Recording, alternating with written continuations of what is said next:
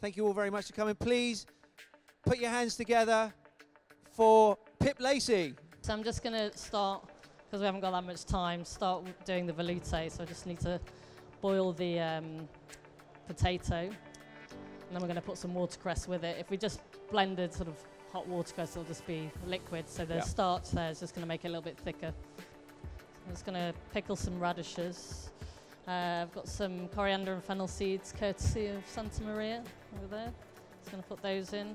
Some white wine vinegar, some sugar and salt.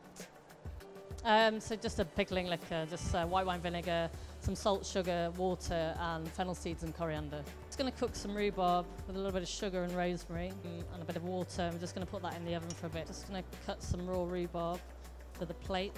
I'm just going to fillet it. I've just marinated the mackerel in miso, some dried seaweed and tomato. The cooked potato, desiree potato, and now we're just going to throw in watercress. Now we're going to make the squid ink dressing.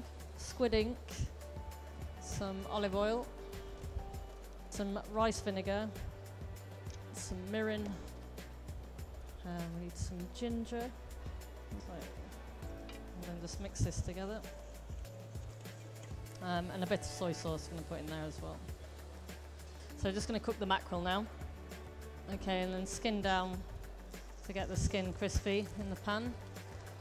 Okay, rhubarb should be ready. So we'll just put the squid ink dressing on. Watercress. Here we have the cooked rhubarb with some rosemary sugar. Mackerel. Yeah, pickled radishes, raw rhubarb as well. Yeah, just to give the sharpness. We've got the cooked rhubarb with the sugar, so just two different types, nice balance. Okay, and then just a little bit of coriander as well.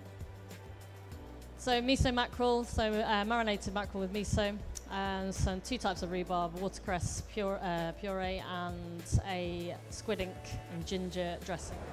I hope that doing things like this can, interact with the younger generation. Some people come and watch any demos. Hopefully they'll be inspired by it and see that, even with everybody watching, you can perform a dish and be inspired by the food we do in the demos. And I think it's just nice for younger chefs to sort of touch base with hopefully someone they're going to be working with. It breaks down those barriers.